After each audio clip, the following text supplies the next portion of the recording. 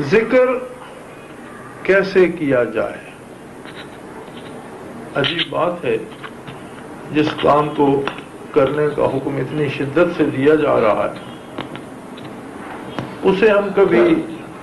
غیر ضروری، غیر اہم اور اس سے بڑھ کر بعض اوقات بدعت کہہ دیتے ہیں، بغیر یہ سوچے سمجھے کہ بدعت شرعی اعتبار سے کس چیز کو کہا جاتا ہے۔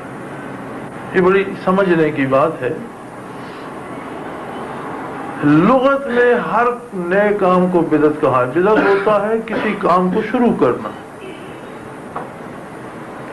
ہر نیا کام جو شروع کریں، کوئی نیا کام شروع کریں تو لغت میں اسے بدعت کہا جائے گا۔ لیکن یہاں مراد بدعت شرعی ہے کہ شریعت کس کام کو بدعت کہتی ہے۔ بدعت شرعی یہ ہے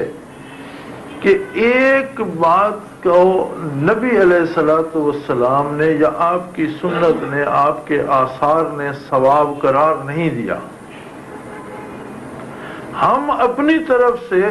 اسے کہتے ہیں کہ یہ ثواب ہے اور اس کے نہ کرنے والا گناہگار ہے، تو یہ دین میں ایک نئی بات کا اضافہ ہوگا اور یہ اضافہ بدعت کہلائے گا۔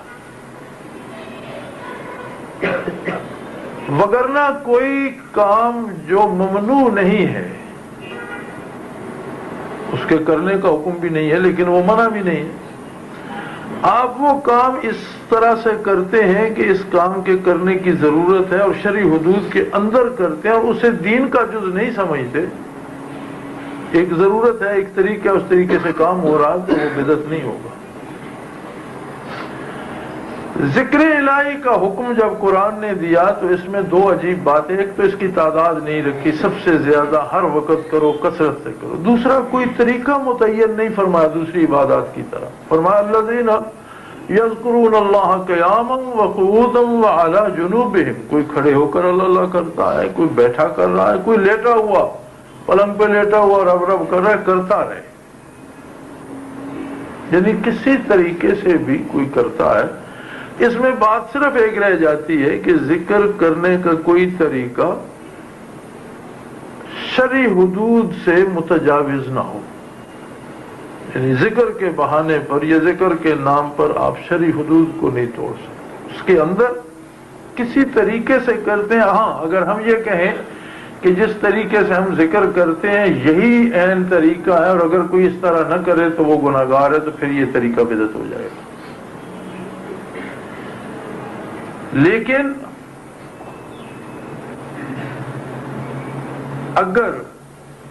ہم یہ عرض کریں کہ بے شمار طریقے ذکر کے متقدمین کے عہد سے مروج ہیں، ان میں ایک طریقہ یہ بھی ہے، ہمارے بزرگوں کا،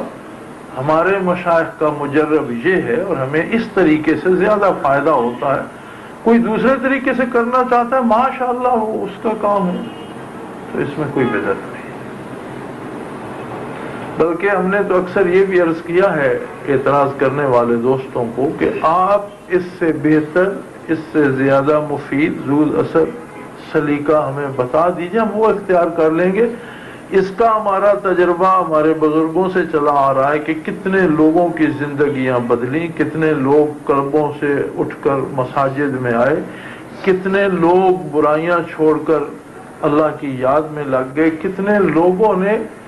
ہیروئن جیسے، شراب جیسے نشے چھوڑ دیے، کتنے لوگوں کو عیاشی کے اڈوں سے خدا واپس لایا۔ کافروں کو، میرا یہ تجربہ ہے، میں جاپان میں ایک جاپانی کو کچھ مسائل تھے، میں نے کہا یار اس طرح سے ذکر کرو تمہارے یہ جو ہیں جسمانی عوارضات یہ بھی ٹھیک ہو جائیں گے۔ تو مجھے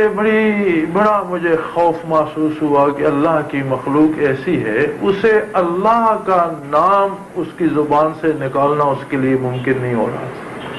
نہیں وہ کبھی کسی وقت کہیں سنا ہی نہیں، کسی نے بتایا ہی نہیں، نسلوں صدیوں میں نہیں سنا، تو اسے بڑی دیر مجھے لفظ اللہ سکھانا پڑا۔ ایسے بندے نے بھی جب ذکر کیا تو بفضل اللہ ابھی تک اس کا رابطہ ابھی تک ذکر کرتا چلا جا رہا ہے. وہ جسمانی صحت کے لیے شروع کرتے ہیں کافر تو انہیں روحانی صحت نصیب ہو جاتی ہے, ایمان نصیب ہو جاتا ہے, کافر مسلمان ہو جاتے ہیں,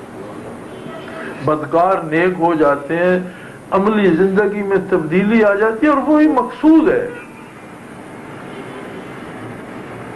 میں یہ بھی عرض کر دوں کہ یہ جو سانس کو ذکر کے ساتھ جوڑ دیا جاتا ہے تو یہ ذکر سانس سے نہیں کیا جاتا, ذکر تو قلب ہی سے کیا جاتا ہے. ایک طریقہ ہے کہ سانس کی آمد و شد کے ساتھ, دل کی ہر دھڑکن کے ساتھ اللہ کے نام کو سمو دیا.